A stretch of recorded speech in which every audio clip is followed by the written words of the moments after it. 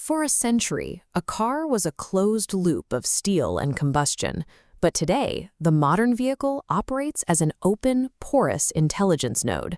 This bar chart shows the staggering volume of software required to make that mobility happen. An average new car now contains well over 100 million lines of code, dwarfing the digital footprint of a modern fighter jet. This software manages a constant flow of data between biometric sensors, traffic signals, and the electrical grid, while making autonomous decisions about steering, braking, and energy trading. Because the vehicle now processes personal data and executes physical actions on its own, it functions as a connected AI agent, a shift that exponentially expands the potential attack surface. The warning signs for this vulnerability were visible for years. Back in 2015, security researchers took remote control of a Jeep Cherokee. They accessed its driving systems straight through the dashboard entertainment screen, forcing Chrysler to recall 1.4 million vehicles. 8 years later, researchers targeted Tesla's autopilot, proving that the external cameras could be manipulated into misinterpreting basic road signs. Yet the automotive industry largely treated these events as contained public relations embarrassments, issues that could be swept away with a quick over-the-air software patch. Automakers were designing next-generation intelligence networks, but they were applying a physical manufacturing mindset to cybersecurity, treating digital protection like a bumper or a side mirror added at the end of the assembly line. That approach collapsed in the early 2030s. During the morning commute in a major metropolis, a cyber attack simultaneously targeted hundreds of connected vehicles. The attackers didn't bother trying to penetrate the heavily guarded autonomous driving systems.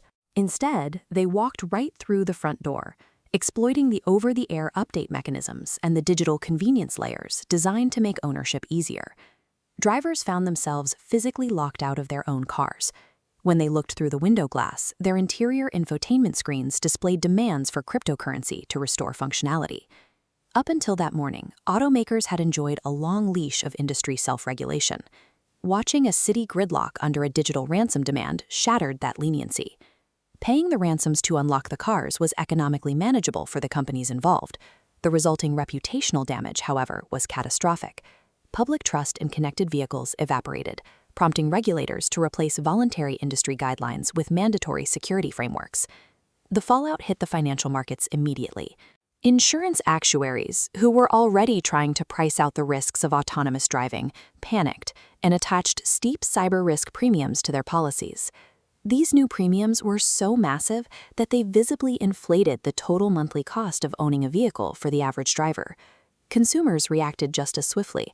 People who had spent the last decade embracing seamless digital integration began demanding the installation of a hard physical disconnect switch. A single targeted exploit in the convenience layer broke the financial viability of connected fleets and the underlying social trust required to put them on the road. To survive the harsh new regulatory reality, automakers executed a massive structural pivot. They built automotive security operations centers. These centers operate as 24/7 intelligence hubs, monitoring fleet-wide telemetry to identify and isolate compromised vehicles across millions of units simultaneously. The lockdown extended deep into the supply chain. Any Tier 1 supplier building a connected component now had to meet cybersecurity standards as rigorous as physical crash test ratings. Because charging networks directly exchange data and power with the vehicles, they were reclassified to require the strict security posture of a major electrical utility. Cybersecurity evolved from a localized software update into a mandatory perimeter protecting the entire global supply chain. But securing the perimeter was only the first step, because the attackers were also upgrading. We had entered the era of adversarial AI. One AI system generates deceptive inputs designed to trick sensors, while the vehicle's defense AI must instantly isolate those malicious packets. This creates a permanent high-speed arms race.